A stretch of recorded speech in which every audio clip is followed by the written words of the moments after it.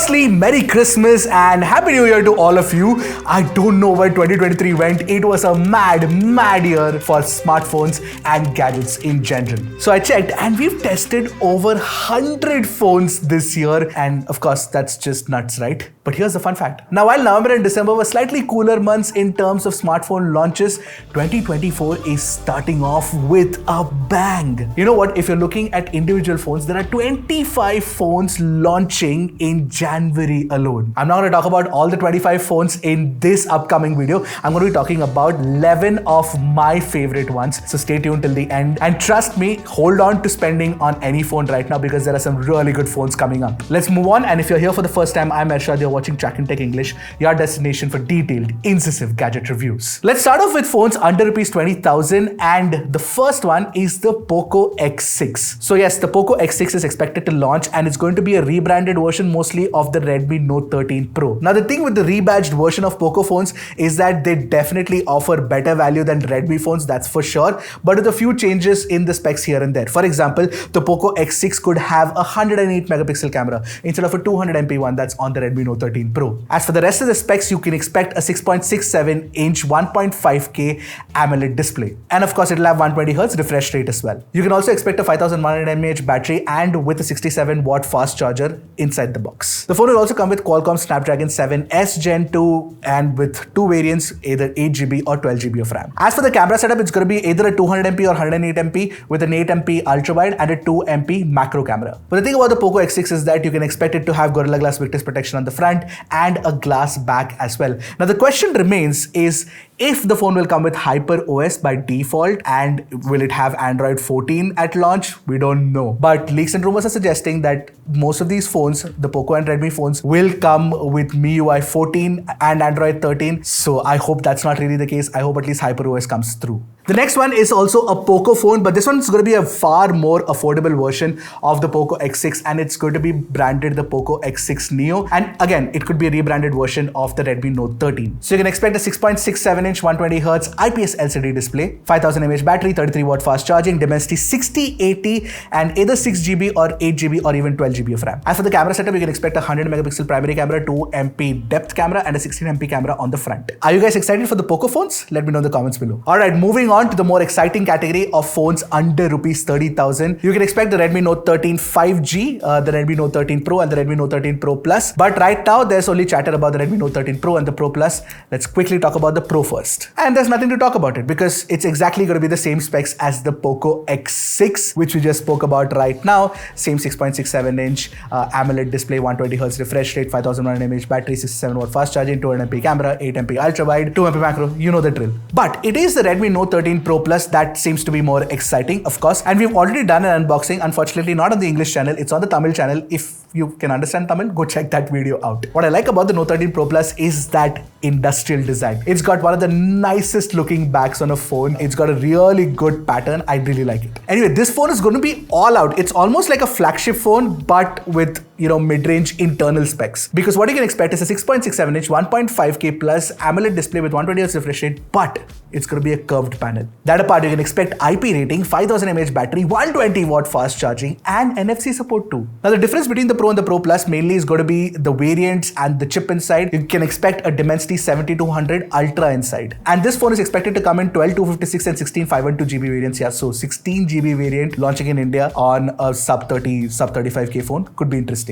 As for the camera setup, you can expect a 200MP Samsung HP3 sensor, 8 megapixel ultra wide, 2MP macro, 16MP selfie camera. Now these phones, the Redmi Note 13 Pro and the Pro Plus, both are expected to launch on January 4th. Of course, there's going to be a video on that, so stay subscribed. Now another phone under 30,000 which is looking very, very interesting and a very different strategy for Nothing. It's the Nothing Phone 2A. This phone will be Nothing's answer to folks who thought the Nothing Phone 2 was expensive. And the Phone 2A's designs have leaked and the glyph pattern looks slightly different on the rear. It looks kinda unique, kinda odd as well. When the phone comes in our hand, that's when we'll want to discuss. But what do you guys think of the leaked design? Let me know in the comments below. This phone is expected to have a 6.7 inch Full HD Plus 120Hz AMOLED display. It's going to be a flat panel, not a curved one, and a Dimensity 7200 inside. Yes, Nothing's gonna go with MediaTek. You can expect an 8 128GB variant and a 12 256GB variant. Of course, the ROM variants will be UFS 3.1 type. The leaks and rumors are suggesting a dual camera setup. That's what generally nothing does. A 50MP Samsung GN9 is expected, the primary camera,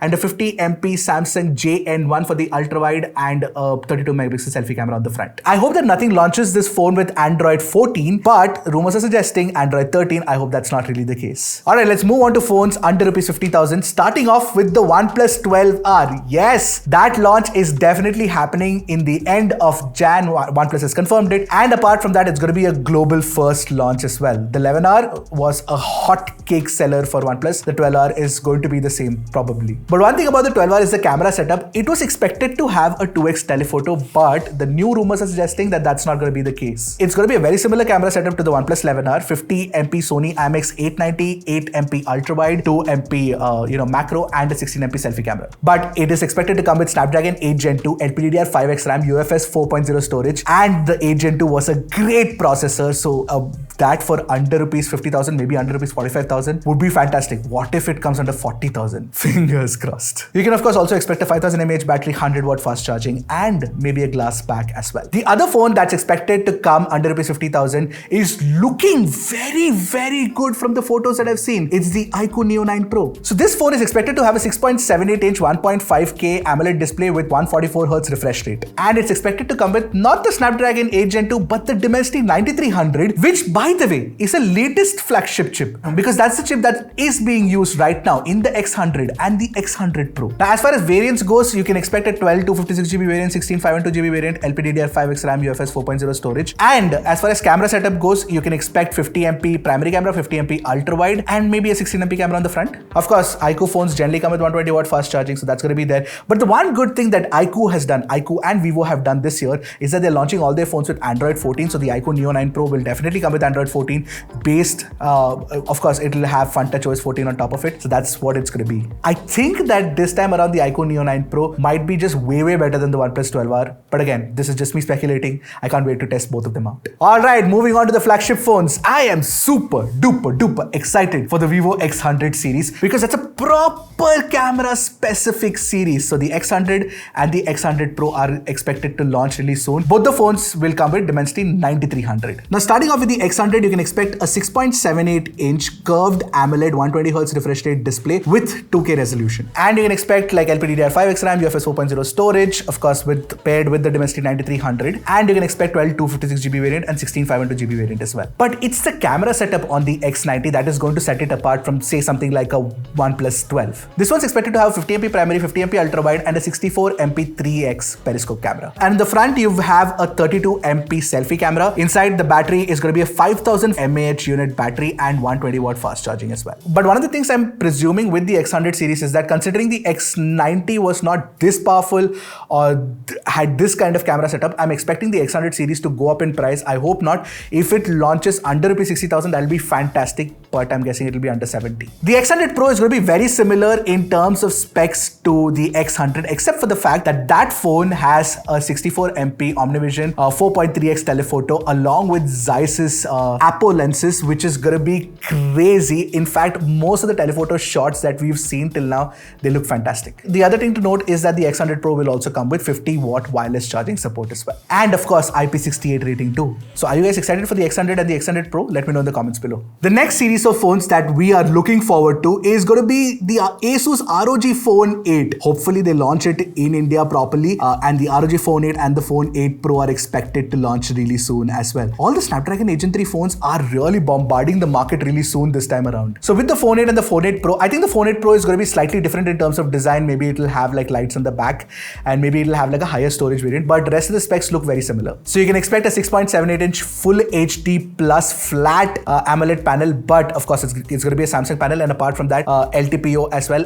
and 165Hz of refresh rate. That apart, Snapdragon 8 Gen 3, LPDDR5X RAM, UFS 4.0 storage, all of that is definitely expected. But this time around, leaks and rumors are suggesting you'll get a 50MP primary, 13MP ultra wide, but also a 3x telephoto camera. Yes. Apparently, it's also going to come with IP68 rating, 5500 mAh battery, and of course, fast charging as well, which is going to be of 65 watts standard. And you can also expect Android 14 out of the box with ROG UI on top of it. Are you excited for it? Let me know in the comments below. Alright, the big marquee launch of January is going to be the Samsung Galaxy S24 series. Let's start by talking about the S24 and the S24 Plus. It'll have slightly upgraded designs, but the S24 is going to be the smaller phone with a 6.2-inch display. The S24 Plus will have a 6.8, 6.7-inch display. And leaks and rumors are suggesting a 2x OLED panel. Of course, both are going to be flat panels and 2600 nits of peak brightness as well. The battery inside the Samsung Galaxy S24 is going to be a smaller 4000 mAh battery, but with 45 watt fast charging speed supports. Hopefully, this time around they do support 45 watt. And with the the Samsung Galaxy S24 Plus, you can expect a 4900 mAh battery again with 45 watt fast charging support. But one of the point of contentions out here is that the S24 and the S24 Plus, some rumors are suggesting, will come with Exynos 2400 and not the Snapdragon 8 Gen 3 when it launches in India. I hope that's not really the case. I hope they do continue the Snapdragon partnership, fingers crossed. Camera setup wise, you can expect a 50MP primary camera, a 10MP 3x telephoto camera, a 12MP ultra wide, and of course a 12MP selfie camera as well. And the basics with Samsung S series phones like IP68 rating, wireless charging, NFC, great Wi-Fi support, all of that is definitely going to be present. But let's talk about the S24 Ultra, and that phone is going to be a slight refinement over the S23 Ultra if you ask me. One of the major changes that they're going to do compared to the S23 Ultra is the titanium frame. Again, I really hope that it comes with Snapdragon 8 Gen 3 and not Exynos 2400 like rumors are suggesting, but I think that the S24 Ultra at least will come with Snapdragon 8 Gen 3. And this time around, the camera setup rumors seem very interesting. You can expect a 200MP primary camera, of course, a 12 megapixel ultra wide, a 50MP 5x telephoto, and a 10MP 3x telephoto. So yeah, the quad camera setup that is generally the case with S24 S Ultra series is definitely going to be there this time around as well. And of course, on the front you can expect a 12MP selfie camera. But this time around with the S24 series, the talk of the town is definitely going to be 100%. It's going to be AI.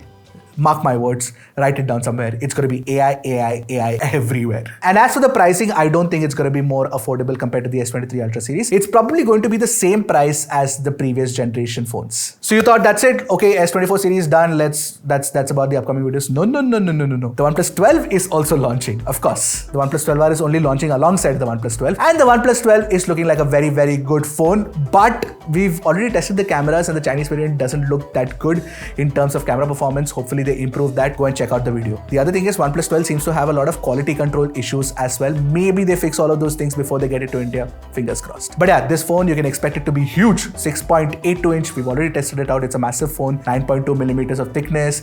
You've got 220 grams of weight. It's a chunky boy proper. 5400 mAh battery inside with 100 watt charging speed support and 50 watt wireless charging as well. Camera setup is also actually very good. 50MP LYT 808 sensor, 64MP OmniVision 3x telephoto, and apart from that 48MP ultra wide and a 32MP selfie camera on the front, which can now shoot 4K videos as well. So OnePlus 12, let's see how they price it. I hope they price it similar to OnePlus 11, then definitely it's going to be a banger.